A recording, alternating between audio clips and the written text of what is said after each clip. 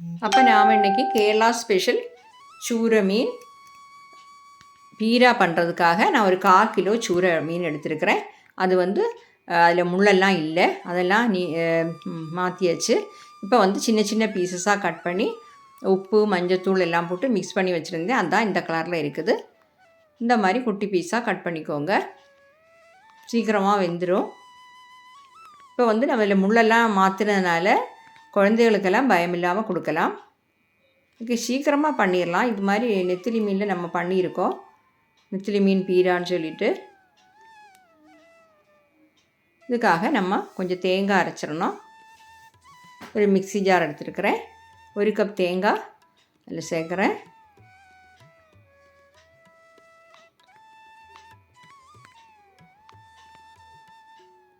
இதில் வந்து ஒரு 3 பச்சை மிளகா சேர்க்குறேன்.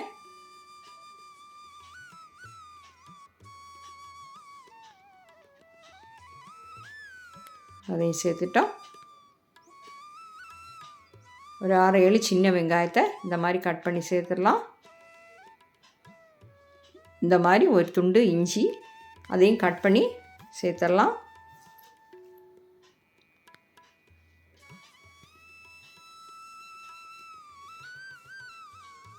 கொஞ்சம் கறிவேப்பிலை சேர்க்கலாம்.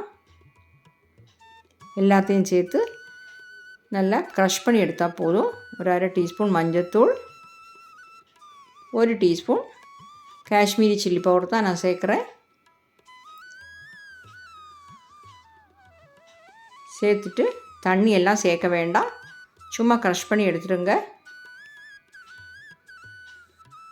தண்ணி விட்டு அரைக்க எல்லாம் தேவையில்லை, இந்த மாதிரி எடுத்துக்கோங்க. ஓகே,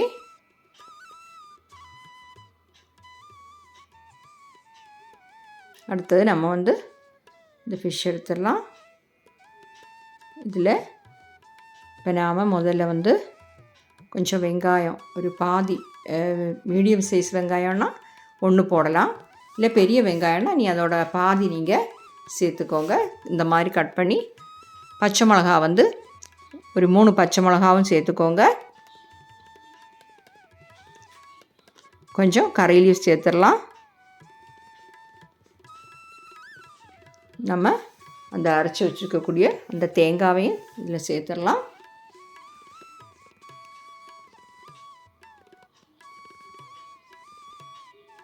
இப்போ வந்து நான் குடம்புளி ஒரு 3 பீஸ் தண்ணியில் ஊற வச்சுருந்தேன், அதை இதில் சேர்த்துற வேண்டியது தான். உங்களுக்கு குடம்புளி இல்லைன்னா மாங்காய் இருந்தால் மாங்காய் கூட சேர்த்துக்கலாம், அதுவும் நல்ல டேஸ்ட்டாக இருக்கும். மாங்காயோட புளிப்பை பார்த்து சேர்த்துக்கணும்.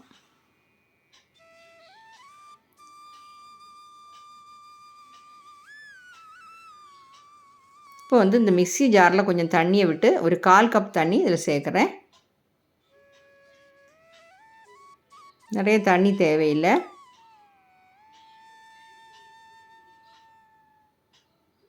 கொஞ்சமாக சால்ட் சேர்த்துக்கலாம்.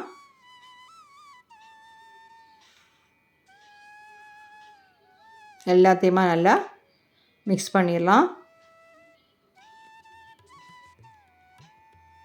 சூரை மீனானதுனால சீக்கிரமாக அது உடஞ்சிடாது, அந்த பயம் வேண்டாம்.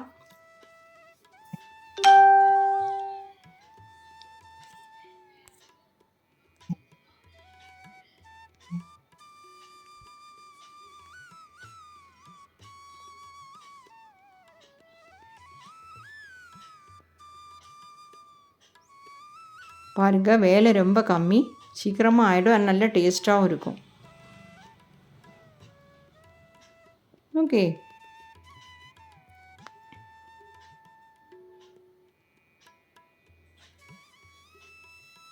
கொஞ்சமாக சால்ட்டு கூட சேர்த்துக்கிறேன். உங்கள் டேஸ்ட்டுக்கு தக்கபடி நீங்கள் சேர்த்துக்கோங்க, காரம் சால்ட்டு எல்லாமே.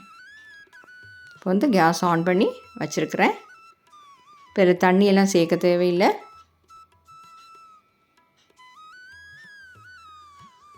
இப்போ மூடி வச்சிடலாம்.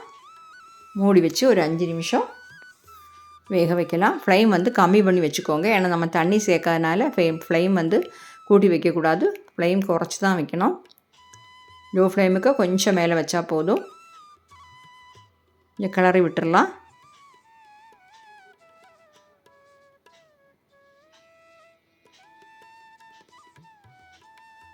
கிளறி விடணும். ஏன்னா அப்போ தான் நம்ம தேங்காய் அரைச்சது நல்லா வெந்து கிடைக்கும் அதில். இப்போ மூடி வச்சு இதை ஒரு 5 நிமிஷம் வேக வச்சிடலாம்.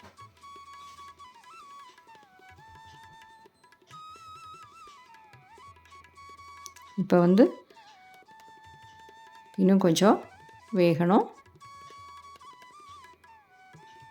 இப்போ எல்லாம் சேர்த்து ஒரு 8 நிமிஷம் நம்ம அதை வேக வச்சுருக்கோம்.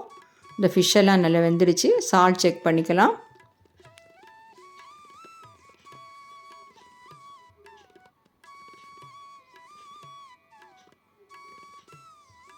இனி ஒரு 2-3 நிமிஷம் கூட நம்ம வந்து இந்த மாதிரி மூடி வச்சு வேக வைக்கலாம். ஓகே,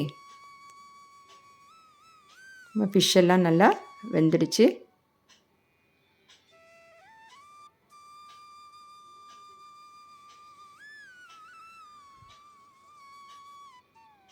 தேங்காவோட பச்சை வாசம் எல்லாம் போயிடுச்சு. இப்போ கொஞ்சம் கறிவேப்பிலையை அதில் போட்டுக்கலாம். 1 டீஸ்பூன் தேங்காய் எண்ணெய் சேர்த்துக்கலாம். அது கூட சேர்க்கும்போது இந்த பீராக்கு ரொம்ப டேஸ்ட்டாக இருக்கும். இந்த கறிவேப்பிலையோட வாசமும் தேங்காய் எண்ணெயோட வாசமும் சேர்ந்து நல்ல டேஸ்ட்டாக இருக்கும். ஓகே,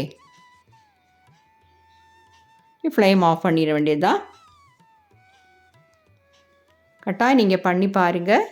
இந்த சூர மீன் பீரா நல்ல டேஸ்ட்டாக இருக்கும். ஆனால் எல்லா மீன்லேயும் இந்த பீரா பண்ணலாம். ஆனால் இது வந்து ரொம்ப டேஸ்ட்டாக இருக்கும். நம்ம இப்போ முள்ளெல்லாம் மாற்றி வச்சுருக்குறோம். நீங்கள் பண்ணி பார்த்துட்டு உங்கள் ஃபீட்பேக்கை தெரியுங்க. ஓகே, இந்த சேனல் இதுவரை சப்ஸ்கிரைப் பண்ணலைன்னா சப்ஸ்கிரைப் பண்ணிக்கோங்க. தேங்க்யூ.